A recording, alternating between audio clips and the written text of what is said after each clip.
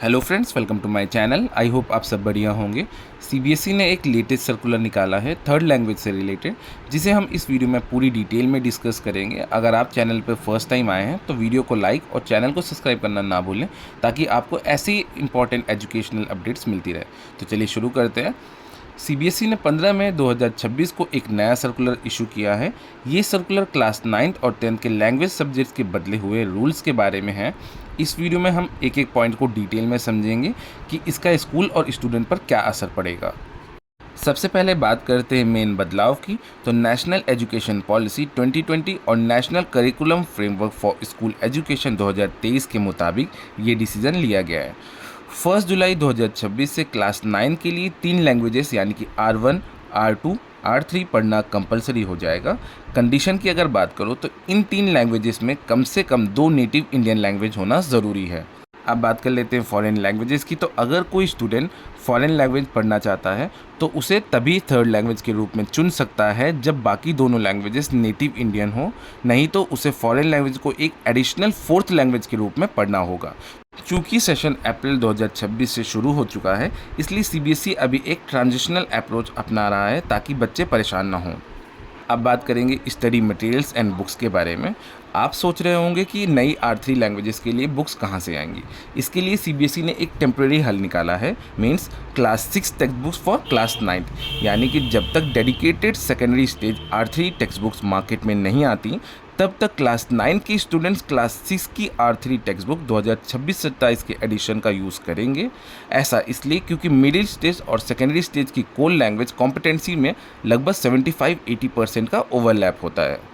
अब बात कर लेते हैं सप्लीमेंट्री मटेरियल्स के बारे में। तो इसके साथ ही स्कूल्स को इस कोर्स को सप्लीमेंट करने के लिए लोकल या स्टेट लेवल का लिटरेरी मटेरियल जैसे शॉर्ट स्टोरीज, पोयम या नॉन फिक्शन खुद सेलेक्ट करना होगा। इसकी डिटेल गाइडलाइन सीबीएसई 15 जून 2026 तक रिलीज़ करेंगे।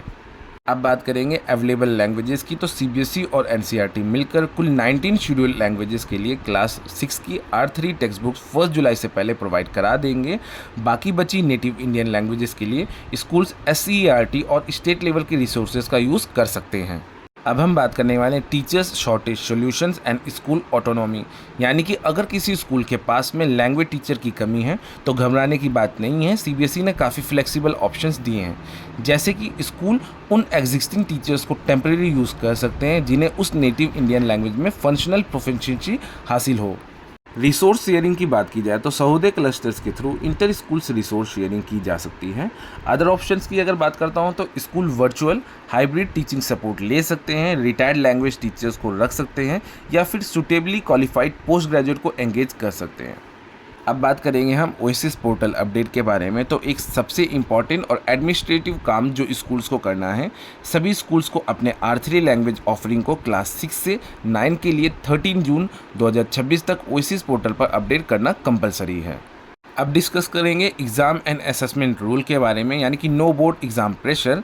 तो अब आते हैं सबसे बड़ी राहत वाली बात पर जो स्टूडेंट्स और पेरेंट्स के लिए है। बोर्ड ने साफ किया है कि नो बोर्ड एग्ज़ाम यानी कि क्लास 10th लेवल पर R3 लैंग्वेज के लिए कोई भी बोर्ड एग्जामिनेशन नहीं कंडक्ट किया जाएगा। ठीक है। इंटरनल असेसमेंट की अगर बात करो तो R3 का पूरा असेसमेंट स्कूल बेस्ड और इंटरनल होगा। हालांकि इसका जो भी परफॉर्मेंस होगा उसे सीबीएसई सर्टिफिकेट में ज़रूर दर्शाया जाएगा। ठीक है। किसी भी स्टूडेंट्स को R3 लैंग्वेज की वजह से क्लास 10 के बोर्ड एग्जामिनेशन में बैठने से रोका नहीं जाएगा। सीबीएसई इसके सैम्पल क्वेश्चन पेपर्स और रूबिक्स जल्द ही शेयर करेंगे वेबसाइट पे। अब बात करेंगे एक्सेप्शंस एंड स्पेशल प्रोविजंस के बारे में। तो इस पॉलिसी में कुछ स्पेशल रिलैक्सेशन भी दिया गया है। सबसे पहले डिस्कस करते हैं CWSN स्टूडेंट्स के बारे में। तो चिल्ड्रन विद स्पेशल नीड्स को RPW एक्ट 2026 के मुताबिक सेकेंड और थर्ड लैंग्वेजेस से एक्सेप्शंस मिल सकती हैं। ठीक है। सेकेंड पॉइंट की बात करें आउटसाइड इंडियन स्कूल, तो जो भी सीबीएसई स्कूल इंडिया से बाहर हैं उन्हें भी रिलैक्सेशंस है। थर्ड पॉइंट की बात करें फॉरेन स्टूडेंट, तो जो फॉरेन स्टूडेंट्स वापस इंडिया आ रहे हैं उन्हें केस बाय केस बेसिस पर 2 नेटिव इंडियन लैंग्वेजेस के रूल से एक्सेप्शन दी जा सकती है। तो फ्रेंड्स, ये था सीबीएसई का नया लैंग्वेज फ्रेमवर्क। बोर्ड का साफ कहना है कि इससे किसी भी स्टूडेंट्स का नुकसान नहीं होना चाहिए, बल्कि इसका फोकस बिना किसी एग्जाम प्रेशर के मल्टीलैंग्वेज लर्निंग को बढ़ावा देना है। उम्मीद है कि आपको ये डिटेल वीडियो अच्छी लगी होगी। इस सर्कुलर से जुड़ा कोई सवाल हो तो कमेंट सेक्शन में ज़रूर पूछिए। इस वीडियो को अपने बाकी टीचर्स और प्रिंसिपल दोस्तों के साथ में ज़रूर शेयर करें। तो मिलते हैं नेक्स्ट वीडियो में। Thanks for watching.